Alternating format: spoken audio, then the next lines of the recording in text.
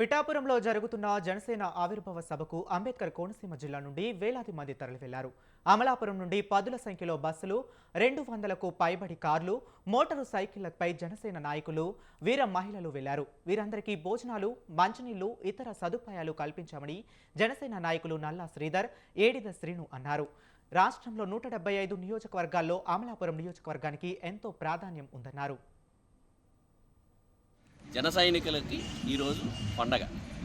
ఏడాదికి దసరా, సంక్రాంతి, రంజాన్, క్రిస్మస్ ఎలా వస్తాయో జనసేన పార్టీకి కూడా ఇవాళ మార్చి నెలలో వచ్చే ఈ పండగ ఆవిర్భావ దినోత్సవం. పైగా ఇప్పుడు వీళ్ళు అధికారంలో ఉన్నారు. వాళ్ళ నాయకుడు డిప్యూటీ సీఎం. అన్నీ కలిసి వస్తే రేపమాపో ఆయన ముఖ్యమంత్రి అవుతారు. ఇలాంటి శుభ సందర్భంలో పిఠాపురంలో జరుగుతున్న జనసేన ఆవిర్భావ సభకి అమలాపురం నియోజకవర్గం నుంచి వేలాది మంది పిఠాపురం వెళ్తున్నారు. వాళ్ళతో మనం ఉన్నాము. జనసేనకు సంబంధించిన నాయకులతో ఉన్నాము. వాళ్ళని అడిగి వివరాలు తెలుసుకుందాం. నమస్తే సార్. ఇక్కడ నుంచి అంటే అమలాపురం నియోజకవర్గంలో మీరు కొంచెం ఉన్న వాళ్ళలో మీలాంటి వాళ్ళందరూ పెద్ద నాయకులు ఉన్నారు. ఇక్కడ నుంచి ఎన్ని బస్సులు వెళ్తున్నాయి, ఎంతమంది వెళ్తున్నారు? దాదాపుగా 30 బస్సులు అమలాపురం నుంచి బయలుదేరుతున్నాయండి. 100 కార్లు, 100 బైకులతో అందరం కలిపి బయలుదేరుతున్నాం. 2,000 మందికి భోజనాలు ఏర్పాటు చేసాం. ఎంతో ఘనంగా ఈ 12వ ఆవిర్భావ దినోత్సవాన్ని మేము ఘనంగా జరుపుతాం. అంటే ఇక్కడ నుంచి పిఠాపురానికి బళ్ళు అంటే మోటార్ సైకిళ్ళు వాటి మీద కొంతమంది పోరాటం వెళ్తున్నారని చెప్తున్నారు జన సైనికులు. వాళ్ళకి మీరు చెప్పే అంటే సూచనలు ఏంటి, వాళ్ళ జాగ్రత్తలు?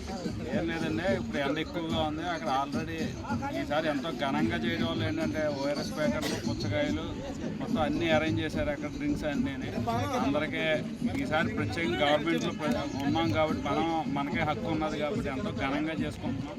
అందువల్ల ప్రతి జాగ్రత్త తీసుకుంటున్నారు. అక్కడ అందరూ వెళ్ళినోళ్ళు కూడా ఎంతో జాగ్రత్తగా వెళ్ళి జాగ్రత్తగా తిరిగి రావాల్సిందే అందరినీ కోరుతారు. అయితే మీకు లోకల్గా ఉన్న నాయకులతోటి వాళ్ళకి మీకు మధ్య ఉన్న సమన్వయంతో అసలు వీళ్ళందరికీ సంబంధించి మీరు రానుపోను రాకపోకలు కానీ వాళ్ళకి భోజనాలు అవన్నీ చేస్తున్నారు. ఈ పెట్రోల్ కానీ ఇంకోటి కానీ అవన్నీ ఏంటి మీరు ఎవరైనా మీ పార్టీ వాళ్ళే భరిస్తున్నారా, వ్యక్తిగతంగా ఎవరికి వాళ్ళే భరిస్తున్నారు? లేదండి, ఎప్పుడు మేము అమలాపురం అన్నది ఏ విషయంలో ఇచ్చేయం. మేము ఇదివరకు 19 ముందు కూడా మెటీరియల్ అమలాపురం నుంచి కోనసీమ అంతా ఇచ్చేవాళ్ళం. ఇప్పుడు కూడా అమలాపురం అనేది చాలా బలమైనది. ఇది అమలాపురం మేము అందరం కలిపి దీన్ని భరిస్తున్నాం. మేము మా నాయకులంతా కలిపి వేసుకుంటున్నాం. సార్ మీరు చెప్పండి, మీరు కౌన్సిలర్గా ఉన్నారు, జనసేన కౌన్సిలర్గా ఉన్నారు, అలాగే మున్సిపాలిటీలో జనసేన నాయకులు. సో మీ వార్డుల నుంచి అమలాపురం నియోజకవర్గం కాకుండా అమలాపురం పట్టణం నుంచి ముఖ్యంగా మీ వార్డు నుంచి ఎంతమంది వస్తున్నారు, వాళ్ళ ఏర్పాట్లు ఏం చేస్తున్నారు? వాళ్ళందరికీ కూడా వెహికల్స్ పెట్టడం జరిగిందండి. వాళ్ళందరికీ కూడా ఫుడ్ ఇవ్వడం జరిగిందండి. మా నాయకుడు అయితే గతంలో ప్రశ్నించే స్థాయి నుంచి ఈరోజు పరిపాలించే స్థాయిలోకి వచ్చాడు. ఆయన డిప్యూటీ సీఎం హోదాలో అతని పరిపాలనా విధానంలో చాలామందికి డిప్యూటీ సీఎం అంటే ఇలా ఉంటుందా అని ఇదిలో చేశాడు. ఆయన తీసుకున్న శాఖలు కూడా ప్రజలకు ఎక్కువ కనెక్ట్ అయ్యే శాఖలు తీసుకుని పంచాయతీ శాఖ వ్యవస్థలో రోడ్డు మీద వెళ్ళాలంటే భయపడి గత గవర్నమెంట్లో ఈరోజు హాయిగా వెళ్ళే సౌకర్యం కల్పించిన డిప్యూటీ సీఎం పవన్ కళ్యాణ్ గారికి ప్రజలందరూ కూడా హృదయపూర్వక అభినందనలు తెలుసుకున్నారు.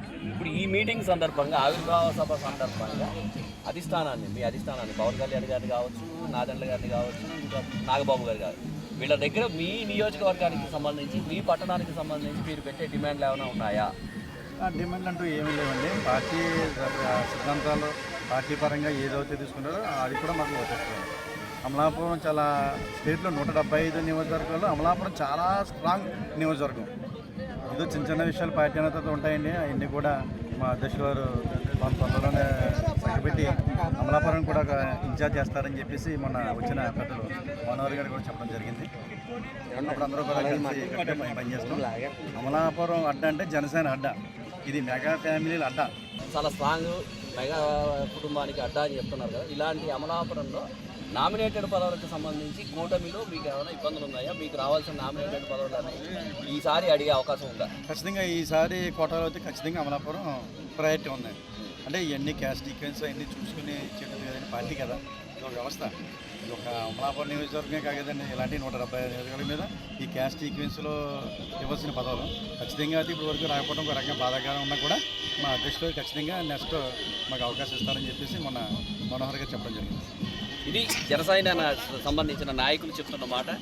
ఈసారి ఖచ్చితంగా మేము పదవులు తెచ్చుకుంటాము, మాలో పొరపచ్చాలు ఏమీ లేవు, అందరం కలిసే పనిచేస్తున్నాము, ఇది మాకు పండుగ రోజు. ఈ పండుగని దేదీప్యమానంగా వెలిగించుకునేలాగా చేస్తాము అని చెప్తున్నారు వీడియో జర్నలిస్ట్ పరశురామ్తో ముక్కామల చక్రధర్, అంబేద్కర్ కోనసీమ జిల్లా స్వతంత్ర ప్రతినిధి.